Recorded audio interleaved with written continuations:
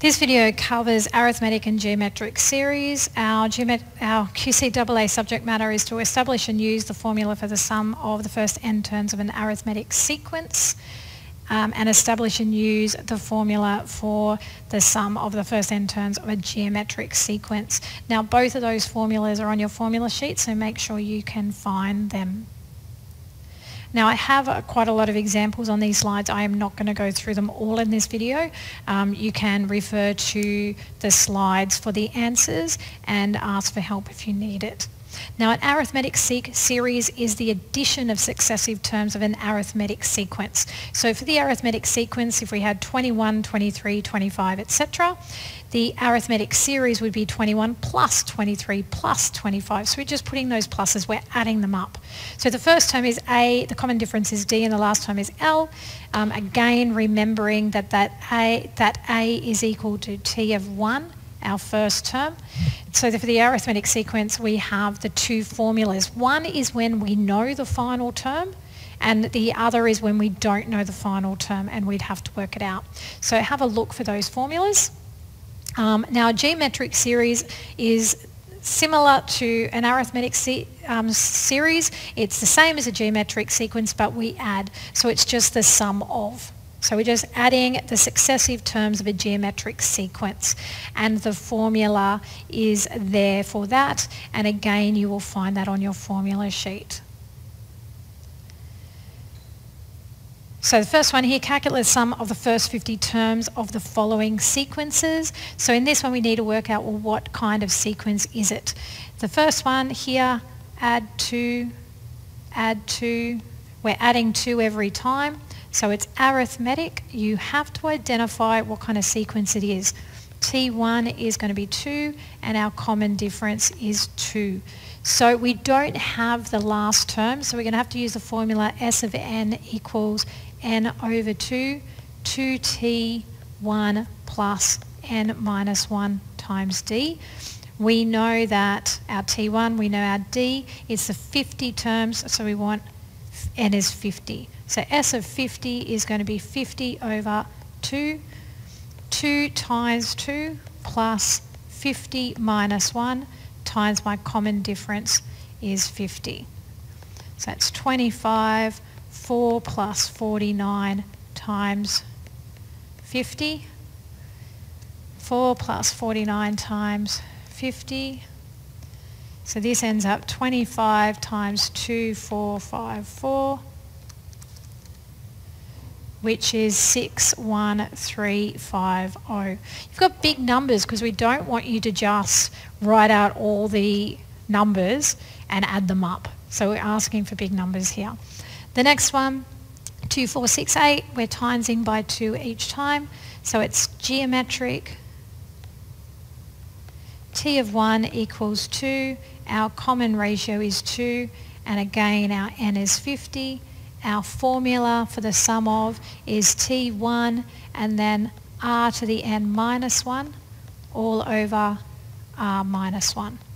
So S of 50 is going to be equal to 2 times r is 2 to the power of 50 minus 1 over 50 minus 1. Now I probably would just go to my calculator to do this. I wouldn't do the intermediate steps, but make sure you put in your formulas. Put in your brackets. So you've got 2 to the power of 50 and then minus 1. And when you divide by bracket 50 minus 1 or just divide by 49. So you've got that. You don't have a problem with order of operations, and that is equal to approximately equal to 4.60 times 10 to the 13. So a very, very big number. Okay, you can leave it in scientific form.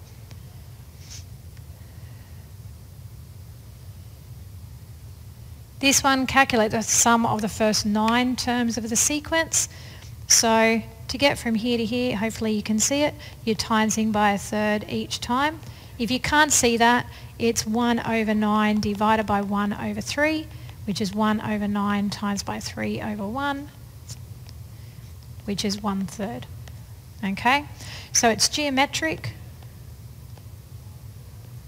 T1 is equal to 1 over 3 and my common ratio is also 1/3.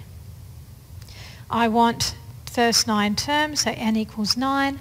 So S of 9 is going to be T1 r to the n minus 1 all over r minus 1.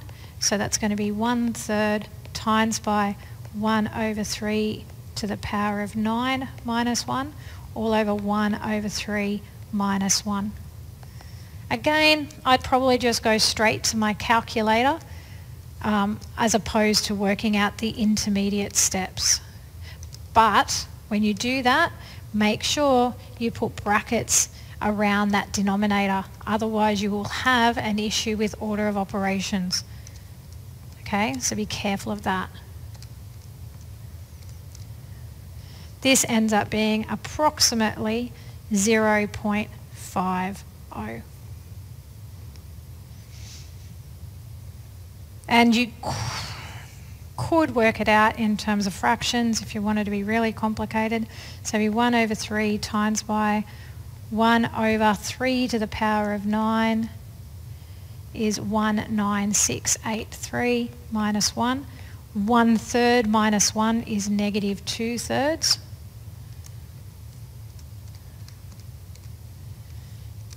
And work your way through like that. It depends. Your calculator will probably convert it to a decimal anyway.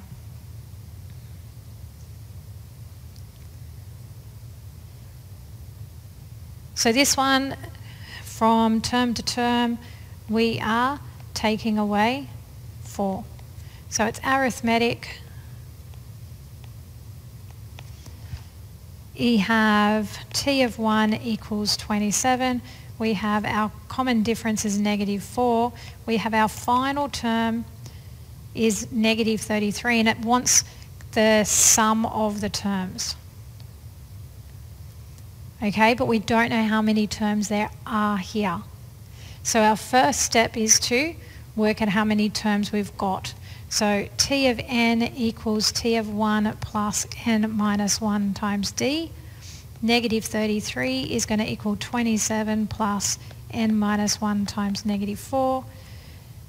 -33 minus 27 is -60. So I've just taken that 27 from both sides. I'm going to expand my brackets, and I should put that -4 in brackets there. So I've got equals -4n plus 4. Don't really need that in blue, in pink. -4n plus 4.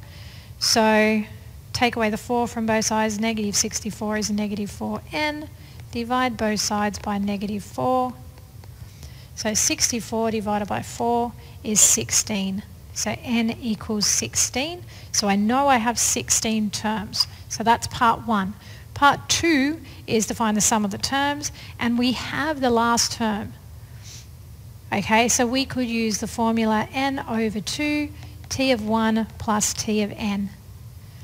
We're looking at the sum of the first 16 terms, so it's going to be 16 over 2. My first term is 27, and my last term is -33. So we have 8 times by 27 minus 33 is -6, which is -48. Okay, therefore sum of terms is -48. Okay, you can work your way through these questions, and as I said, I will do them on the slides and you can check your answers. If you have any problems with them, let me know. But I've gone through quite a few, so you should be able to do these on your own. Exercises, it covers 2 exercises. Again, because arithmetic is in one and geometric is in the other. If you wanted to see how to do these kind of things on your calculator, that's on page 146 of your textbook.